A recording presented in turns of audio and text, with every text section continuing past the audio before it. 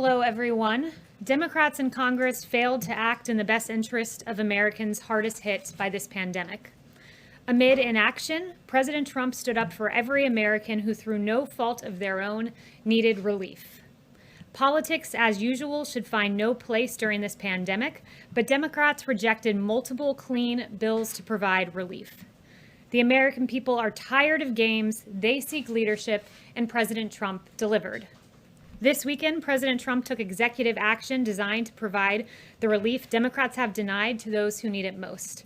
Through 4 executive orders, he took the following steps. On the payroll tax, he deferred payments of the employee portion of certain payroll taxes from September 1st through the end of 2020. On unemployment assistance, states will provide 25% cost sharing, amounting to a total of $400 per week in benefits through the end of the year. And then third, he extended the eviction protections. President Trump will direct HUD to prevent evictions resulting from financial hardships caused by the virus, doing everything in his executive capacity to make sure those renting and those homeowners are protected. Finally, on student loans, he extended 0% interest and suspended loan payments through the end of the year.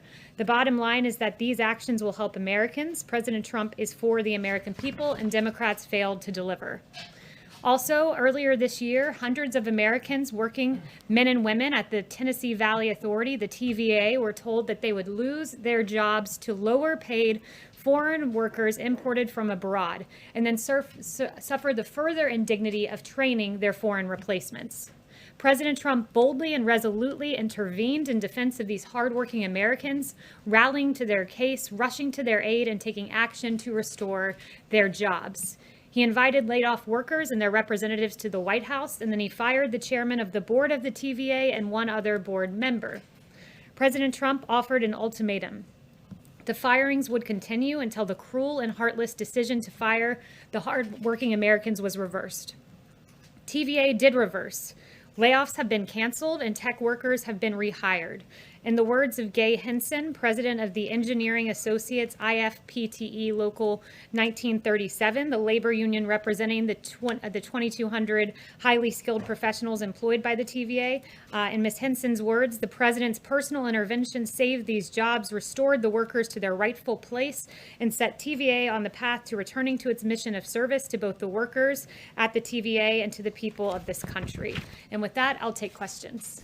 Yes. Kayleigh, thank you. Starting right there with the president's actions over the weekend, how quickly can Americans expect to see that extra $400 of unemployment insurance? So we hope to see it quickly and close to immediately. I don't have an exact readout for you on time, but a lot of this will depend on states and them applying, because as you know, it's 75% federal government covering and 25% the states, and they can use CARES funding or even existing unemployment funds for that $100, but it will require an application process. And given that part of it is up to the states and the application process, is it possible that there will be a delay and that some individuals won't see this relief at all? We will be working around the clock to make sure there's not a delay, but any delay that does exist, it's important to note where that delay and the responsibility rests. And it's with Nancy Pelosi and Chuck Schumer, who they were offered a clean extension, not of $400 of unemployment benefits, but $600, and it was roundly rejected by Democrats. So this president stood up for the American worker at a time when Democrats refused to do so. And just to be very clear, you're saying that you're going to work around the clock. You want it to get to Americans quickly. Are we talking weeks? Are we talking a month? Can you pinpoint the timeline? I can't pinpoint a timeline other than we'll be working around the clock, and we encourage Democrats on the Hill to come back. Secretary Mnuchin has said he's willing to review any proposal because the American people deserve better than the games and the partisanship they've seen from Nancy Pelosi, Chuck Schumer, and their Democrat colleagues. Ben? Thanks, Kayleigh. 2 questions. Just to follow up on what Krista was asking, is there a mechanism by which the federal government can provide the $300 immediately, even if states don't provide the $100? Well, it's important and in fact required by statute that 25% of that money be provided by states, and the 75% is what we can do from the federal government side. I would note states can look to CARES Act funding as a way to bring that $100 forward. They can also look to the general fund, but we will be pursuing every creative way possible to make sure that the preeminent priority prevails, and that is making sure that this money gets to America's workers. And then the orders that the president signed, that doesn't address funding for small business businesses or for schools or stimulus checks. Does he still want legislation to address all of those things? And is he willing to negotiate with Democrats? He absolutely would love to see both of those things. School funding is very important, and he's been for second round of direct payments. So we encourage Democrats to really negotiate with us in good faith. So far, they have not done so. In fact, moving further away from us rather than towards us. Negotiations work by coming towards one another, and it's incumbent upon Democrats to do that. They say they've come down from $3 trillion to $2 trillion. Is the White House willing to go up from one to something else? They've still put in several non-starters. They've never put forward a serious proposal. And the notion, before they claimed to have come down, they actually went up, and then they wanted $100 billion in school funding. We said, okay, we'll give you more than you asked for, $105 billion, to which was no longer acceptable. So they've been fundamentally unserious with each and every one of their offers in this negotiation. Yes. Thank you. A number of Democrats, but also Republican Senator Ben Sasse, have suggested these executive actions are unconstitutional. Can you walk us through what the White House is using as a legal rationale for the president to step in here, and would you be able to share the legal opinions? Yes, I absolutely can do that. First, I would note that what we are doing is entirely within the executive capacity of the president. On student loans, Section 2A, subsection A of the Higher Education Relief Opportunities for Student Acts of 2003, which is 20 USC 1098BB, authorizes the Secretary to waive or modify provisions of student financial assistance programs to ensure that individuals who've been affected by the national emergency are not worse off financially. There's another statute for that one, Section 432 of the Higher Education Act of 1965, which gives broad authority to the Secretary. On unemployment, the Stafford Act, 42 USC 5174, says the president, after a state applies for it, can provide assistance to people who have been adversely affected by a major disaster. These are often known as other needs assistance, or ONA. On payroll tax authority, 26 USC 7508A plainly authorizes the Treasury Secretary to provide any taxpayer that has been affected by a federally declared disaster with an extension of up to a year. This was used before when the Secretary extended the individual filing deadline for 2019 taxes from April to July. And finally, for evictions, the authority would be suggesting that HHS and HUD consider whatever legal authorities they have to protect Americans. And also, the president merely instructed in that EO that we should do everything within the lawful capacity of the executive branch to protect Americans from evictions. Yes, Kayleigh, on China, is the administration planning to respond to the new sanctions that China announced this morning on several lawmakers and other people in the United States?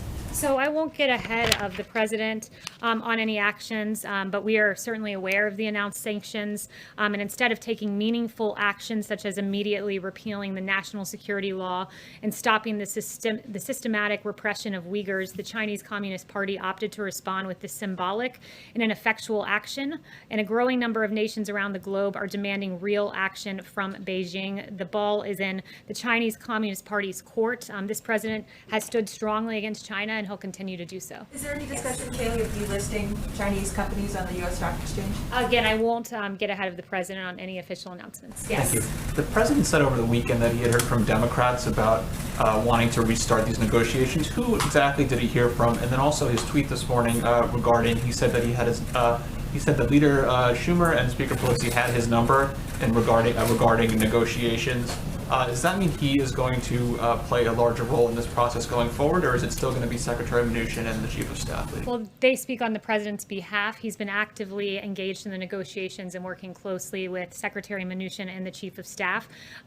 Democrats should come to the table. Their immediate statement in the aftermath of the president issuing these EOs says that they would like to meet halfway, but those are empty words from Democrats that they'd like to meet halfway, because so far they've just gone in the other direction. So did anybody reach out to him? I'm not going to go through the president's call logs, but you guys can ask him later today if you'd like. He'll have a press briefing at about 5:30. Jeff. Thank you, Kayleigh. Secretary Pompeo has raised the issue of Russian bounties on U.S. soldiers in Afghanistan with his counterpart. Does that mean that the administration now considers the intelligence on this secure or clear? And if so, does the president plan to raise it with President Putin? Yeah, so on the part about Secretary Pompeo, I'd refer you to the State Department. That was a New York Times story. So in terms of his personal conversations, I would refer you there. But on the part of the president, this was unverified, not conclusory as the New York Times initially reported.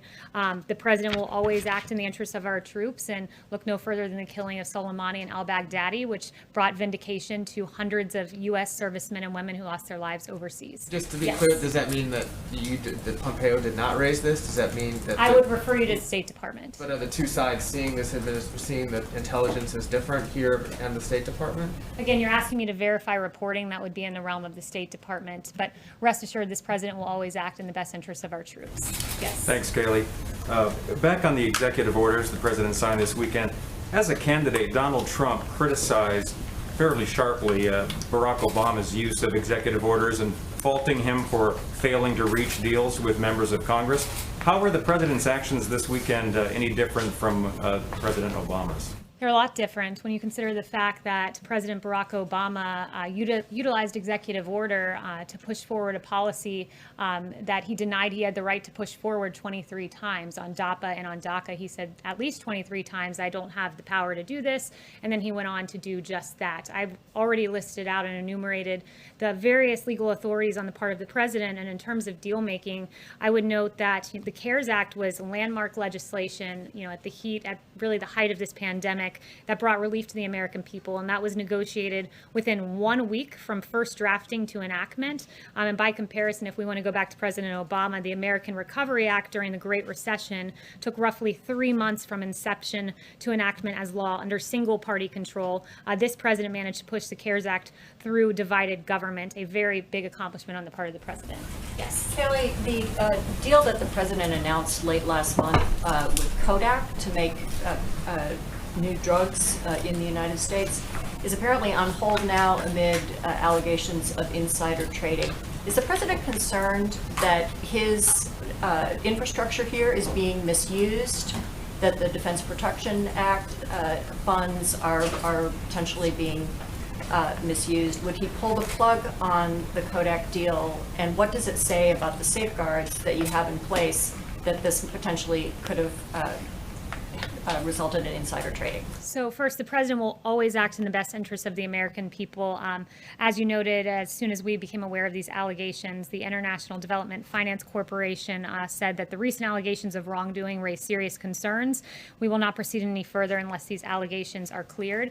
The president has strong faith in the process here. We've used the DPA more than 30 times to increase production, and it's been to great effect when you consider in the stockpile. We've seen vast increases, tripling the amount of N95s, tripling the number of gowns, 4 times the number of ventilators on hand at 69,000, and we'll have more than 10,000 more by the fall. So this president has used the DPA effectively, but we're certainly aware of the Kodak allegations and take them seriously. Would he pull the plug on that deal? I'll leave that to the president, but he takes these very seriously. We won't speculate as to what that investigation finds. Thank you. Yes. 2 questions, if I may. The president just tweeted that Gettysburg would be one of the 2 sites he's looking at.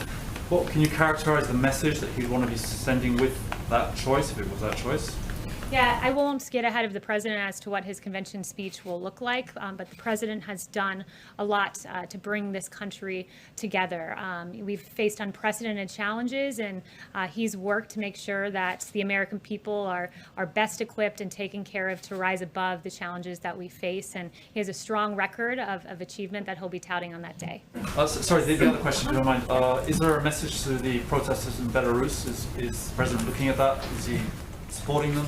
Yes, so we are looking at that, and we're deeply concerned by the Belarus presidential election.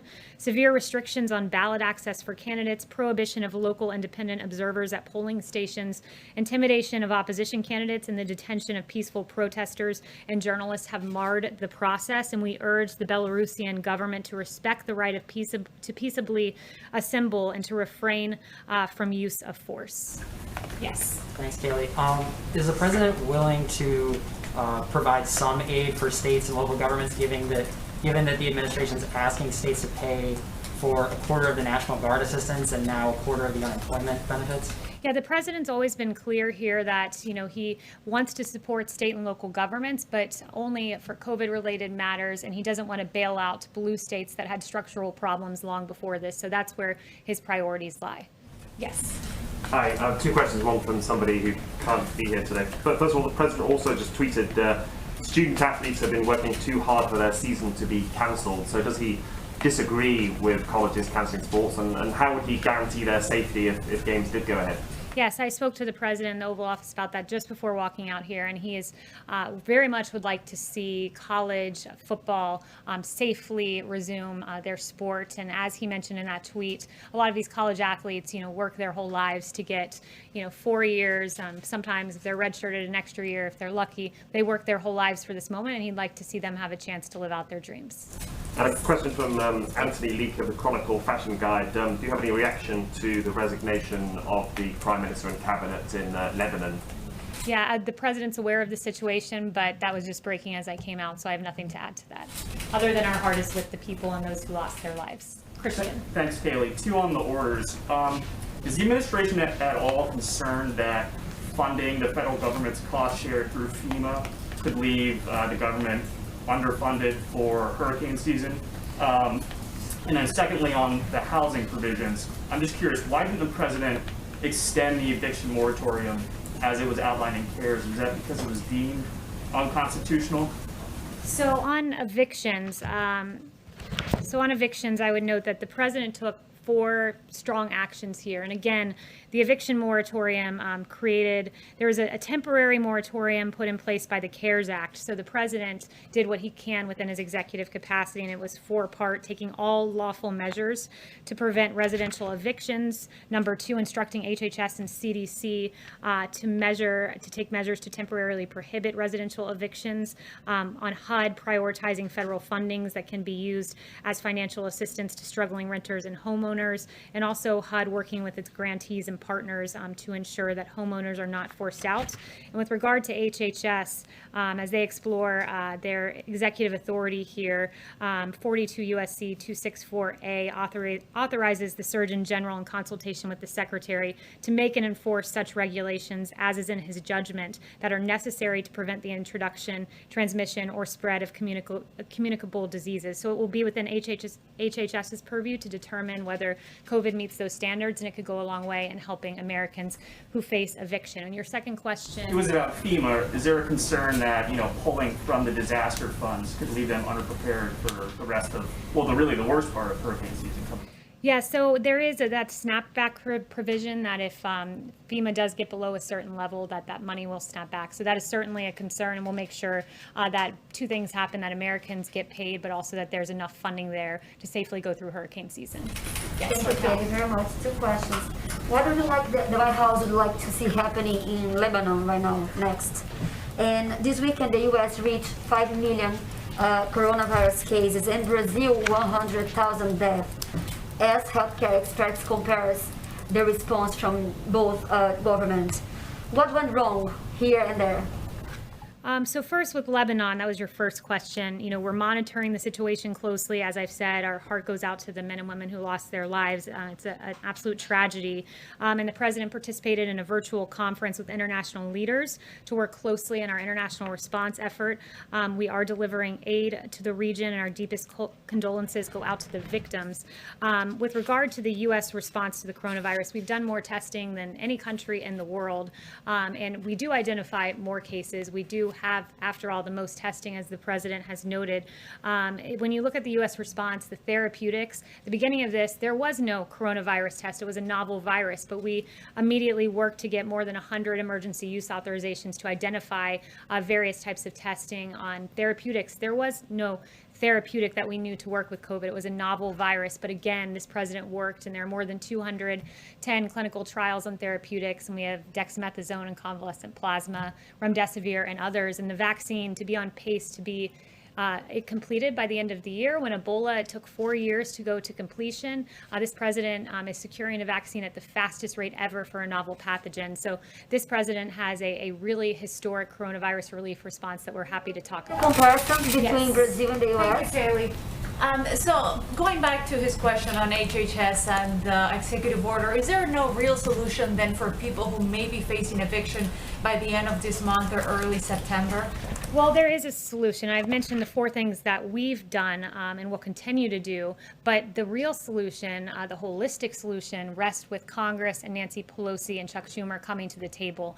This president instructed his administration to find every single way possible that without congressional Democrats who have been unrelenting and lacking in any sort of care or empathy for the American people, at least when it comes to their negotiating tactics, if they're not going to act and care for the American people, he would. So he instructed this administration to pursue every legal avenue available to us without Chuck and Nancy, and he's done just that. And then on the Chanel. Thanks, Kayleigh. Just so that with the president bypassing Democrats stalling with the stimulus bill, as we've been discussing in this room, how pressing is it to actually have a next phase bill? Because it seems that the executive order and the 3 memoranda that he just signed really was kind of a wish list of items he wanted to pass. So how motivated is the White House to push for a next phase stimulus bill in spite of what Mnuchin said this morning? Yeah, the White House is still motivated. You know, the president would love to see the direct payments to Americans. The president would love to see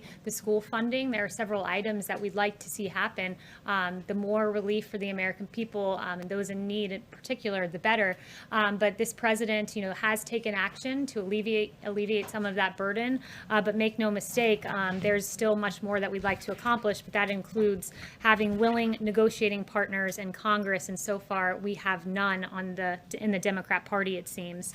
And then finally, one thing I want to leave you guys with is that 18 days ago, Mayor Ted Wheeler tweeted, "What I saw last night in Portland was powerful in many ways. I listened, heard, and stood with protesters, and I saw what it means when the federal government unleashes paramilitary forces against its own people."